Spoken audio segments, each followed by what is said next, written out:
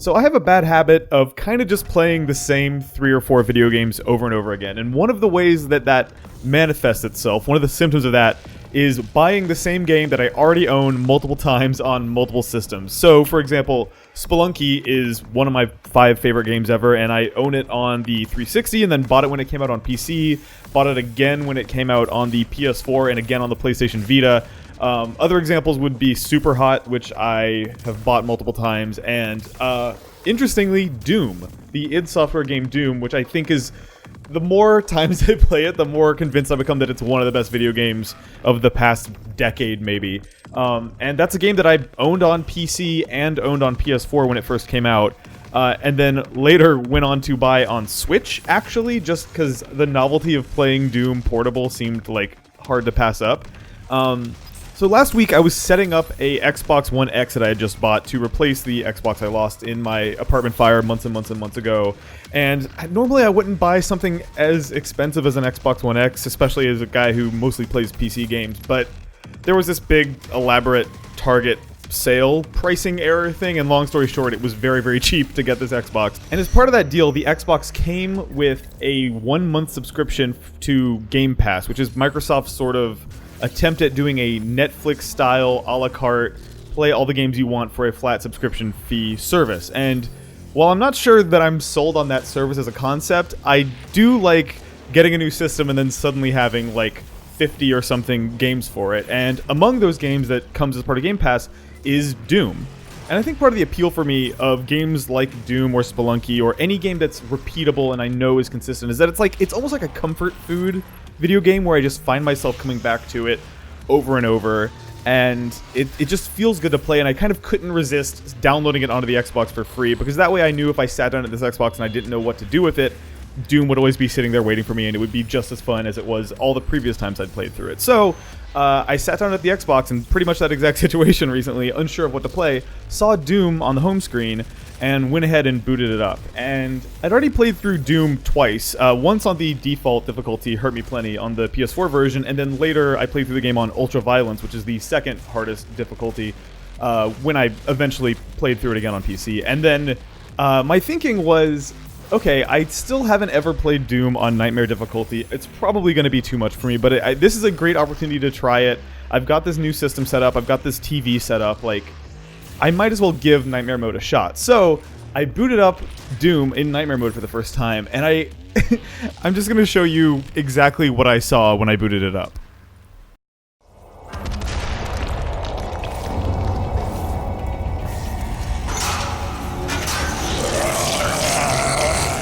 So I booted up Doom on Nightmare difficulty for the very first time, and I was really struck by how it looked. It was very, like, dark, a lot of, like, silhouettes and stuff. It was kind of hard to tell what was going on. A lot of, like, very melodramatic, almost like Time Splitters 2 looking ass mood lighting. And I was like, huh, this is really interesting. I didn't realize that when you played on the hardest difficulty, they'd gone through and redone all the lighting and all this stuff and, like, adjusted the textures. This is a really cool detail that really adds to the atmosphere of playing this on the hardest difficulty. Like, that's a nice touch from the developers. But the more I played through that initial few minutes of the game, and the more I sort of looked closely at the in-game cutscenes that were happening, it started to seem like maybe this was not an intentional, cool design decision that id had added to the game. It was starting to look like something was the matter. Like, entire parts of the opening cutscene were just pure pitch black darkness, and walking up to put on the Praetor suit for the first time was just, you couldn't see anything. I just had to rely on a combination of having played it a half dozen times and on-screen button prompts to know what to do. And I started to realize that, like, something was definitely awry here, and something was going on with this Xbox. Something was wrong. And I still, to this day, even now as I make this video, like 5 days later, I still don't know what was happening here. But for whatever reason, the whole thing just looked like this sort of monochromatic, very, very little color, very lighting-heavy version of Doom.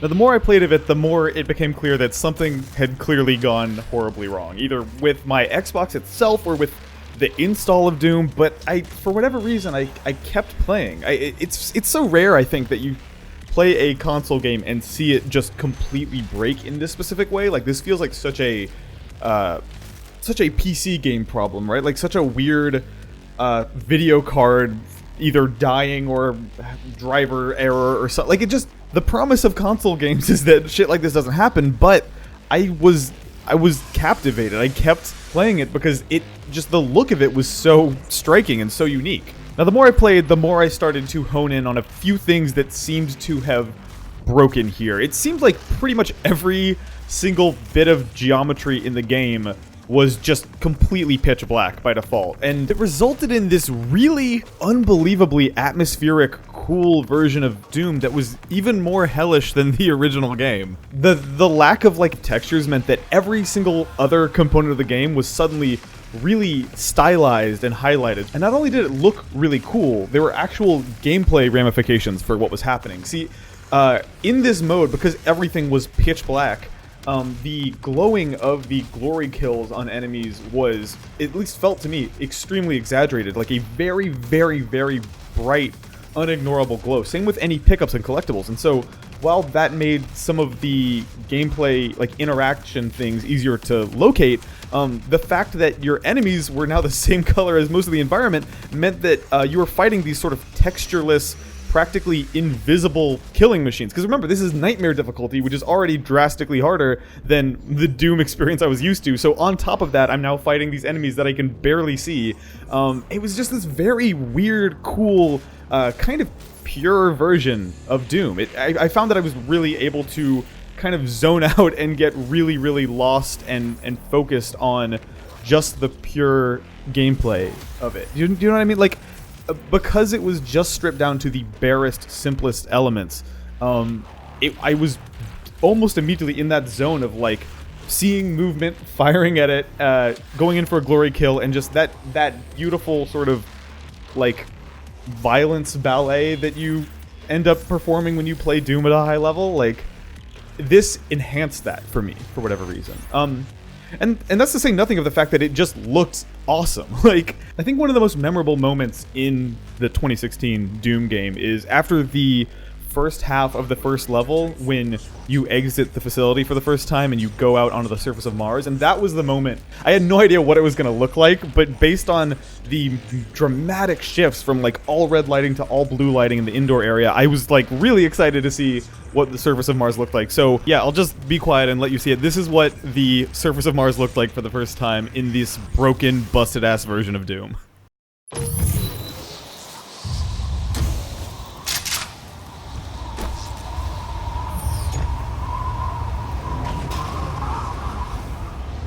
And I just immediately started grinning. I mean, Doom is a great looking game already, but seeing that like incredible skybox that it built for the surface of Mars, like juxtaposed with this sort of pitch black geometric terrain, it just looked awesome. Like, it looked really, really cool, and it was occasionally sort of inscrutable from a gameplay perspective. Occasionally enemies would just, like I said, like kind of disappear into the background, but it was always beautiful the entire way through. And I was really hesitant to mess with it too much. You know what I mean? I felt like I had stumbled into this weird, cool, beautiful version of Doom, and I was really like scared to even exit out to the main menu because I thought it might fix itself. I thought it might undo whatever had gone wrong. But eventually, after I'd captured a bunch of footage of me playing the opening level of Doom and dying a whole bunch, I figured I needed to see what the later stages look like, which was something I wasn't going to be able to do like all in one night, all in one sitting on nightmare difficulty. So I backed out, I loaded up arcade mode, and I crossed my fingers that the same visual glitch, the same whatever was going on, whether it was a dying video card or what, I crossed my fingers that it would still be happening if I booted into arcade mode. And sure enough, 3, 2, 1. it did. It was still happening. And so the first stage I booted into was Foundry, which is a relatively well-lit but completely indoors stage with a ton of verticality, and it was just darkness. It really, really changed the vibe. It felt like something out of like the first half of Doom 3 or something. Like the tone was so different, and I started learning all these like really weird ways that I had to play Doom differently in this broken version of it. So one of my favorite examples of what I'm talking about is this siphon grenade. You know that like grenade you throw in Doom where it like makes sort of a red orb that like sucks health out of demons and gives it to you. The siphon grenade suddenly had a entirely new utility to it, because in rooms that it was just straight up too dark to see anything, the siphon grenade would not only help me light up the geometry of the room, because it does have that lighting effect, and that was something that was still visible in this version of the game, it would also help me like see where enemies were, which was a huge deal in some of the darker parts of the game. I couldn't help myself. I kind of wanted to see what every level looked like, so I loaded into Lazarus Labs and Advanced Research Complex, those like parts from the middle of the game. That sort of like bright white, very clean, sterile facility, the level where you get the BFG, and it just looked crazy. It just looked completely different. It was almost unrecognizable because it was just darkness everywhere with these little tiny pinpoint highlights of light. It felt like a horror game. It made Doom scarier, it made it way harder, and it really changed how I experienced a game that I had already played through like 2.5 or 3 times already. As I hopped into more and more levels to see how this weird glitch manifested, I just really found myself growing like embarrassingly attached to this like corrupted, broken version of the game. And I don't know if it was, again, I don't know if it was my Xbox dying or the game installing wrong or what. I had other weird issues on my Xbox. Something is definitely the matter, and it seems to be with my Xbox itself. But at any rate, I just like, I really enjoyed getting to experience a game I already loved with a massive, unintentional visual modifier applied to the entire thing, top to bottom. And I wound up staying up till, God, let me check the timestamps on these files. I wound up staying up till like, oh God, really late. I wound up staying up till like 2:47 in the morning just experimenting with this and playing with these different weird versions of Doom, and eventually I played as much consecutive Doom as I could pretty much handle, and I needed to get some sleep. So reluctantly, I turned off my Xbox and I went to bed.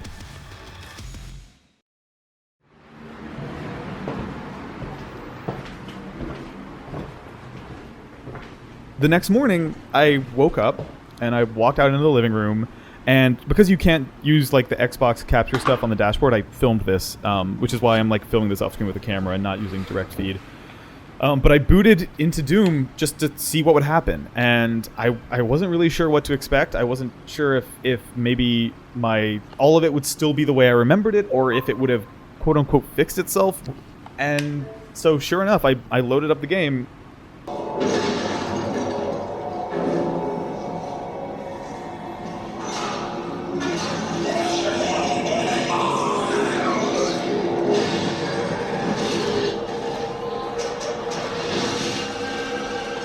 And it had been fixed. Everything that was broken about the game the night before had corrected itself. The game looked the same way I was used to it looking on every platform I've played it on pretty much. And it was weird. I was surprised by how much I missed it once it was gone.